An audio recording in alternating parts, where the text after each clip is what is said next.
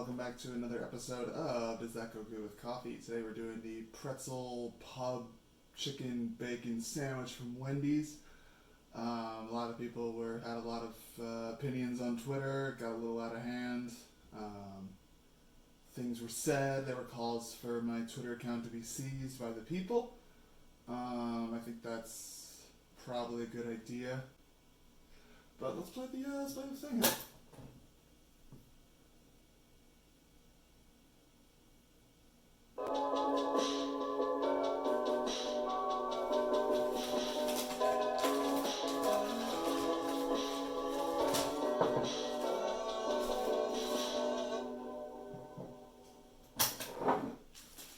Alright, so oh my god, we got this motherfucker. You can see that's what some would call a pretzel, I assume. It's definitely brown, it's definitely got like the pretzel-y texture. This looks disgusting. I didn't read the ingredients, I just kind of bought it for the bit, so, I just make coffee. I think I used to, when I first started this channel, I was like, let me try to pair the coffee blends with the food. I have one type of coffee. I'm full of shit, guys. Alright, here we go.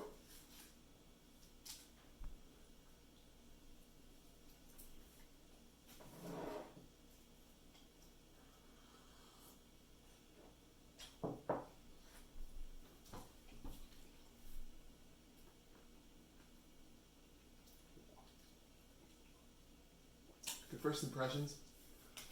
A lot going on. There's a lot of things in this sandwich, so much so that my mouth was like, what are we doing here? Then we threw the coffee in the mix, and then I was like, what is she doing here? So I'm gonna have to do a couple bites and drinks and swallows, and then we'll reassess. Hopefully I'll remember how to fast forward so you don't have to watch me for 2.5 minutes or so. But yeah.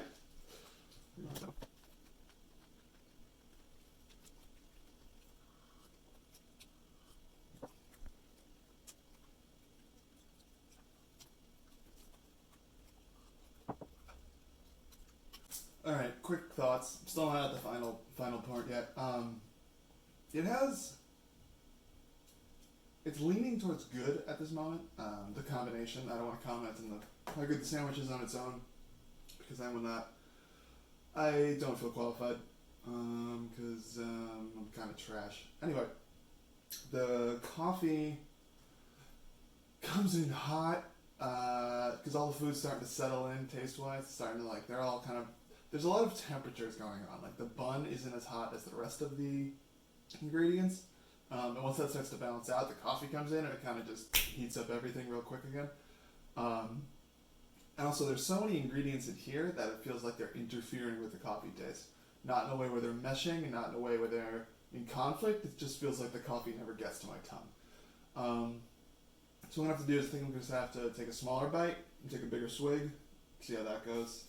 So this will be the last bite, if my hypothesis is correct, and then we can review together. And then I'll let you go. I know you guys got a lot going on today. It's Friday. TGIF.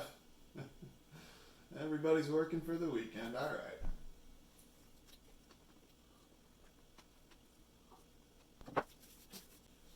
All right. Here we go. Going into this, my only experience with non-breakfast or lunch sandwiches with coffee was that of a diner, having a hamburger at a diner and having a cup of coffee with the hamburger. I think a big difference is both the quality of hamburgers at diners versus Wendy's and the quality of coffee made at home versus diner coffee. Diner coffee I consider to be, in the traditional sense of taste, bad, but in the cultural sense of taste, one of the greatest experiences you can have, because it's like you're not drinking coffee, you're not drinking water. It doesn't even taste like watered down coffee. It tastes like a day's worth of diner memories condensed into hot bean juice. And the temperature is never cold, but it's never hot, and I wouldn't call it warm. Everything in diner coffee exists in the same state that diners exist, which is some sort of time anomaly. When you're in a diner, It's not breakfast, it's not lunch, it's not dinner, it's not the morning, it's not the afternoon, it's not the middle of the night. You're in a diner. You're living on diner time, which some would say is better than living on island time. And that's up for the big wigs of debate. I'm a simpleton. I'm here for the coffee, I'm here for the food, I'm here to see how they work together. So, point being, the diner coffee with the diner burger, great combo. They both come from the same place. This is different. This is Wendy's specialty burger sandwich chicken pretzel bullshit versus paired with homemade coffee over a finely ground, and you got the fucking metal pour over shit. So it's like they're from two different worlds and they're meeting for the first time in my mouth. And I gotta say, there's a bit of a culture clash. I don't think they go great together. I don't think they're in conflict. They are in clash. Which is to say, they're not fighting each other, they're just kind of like against each other. They just hit each other once, they seem to go separate ways, divide their vibes in the mouth, and then the vibes stay separate. To get to the point, I would give this a cool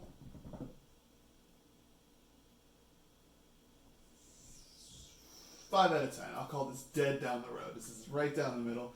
If you had coffee and if you had the sandwich and for some reason you had no water and you needed a liquid, this would do it. I think stomach-wise it might help the digestion process to work some coffee in, because sometimes I know fast food can slow the gears down a bit.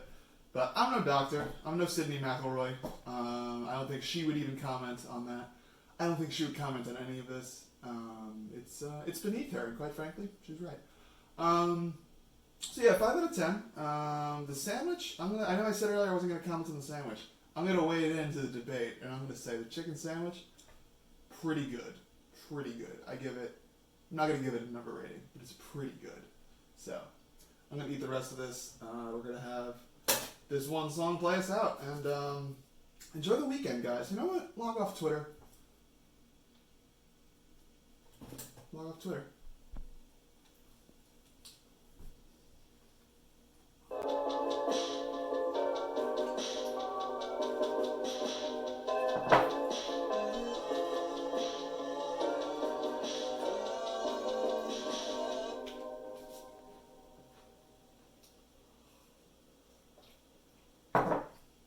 Just log off Twitter.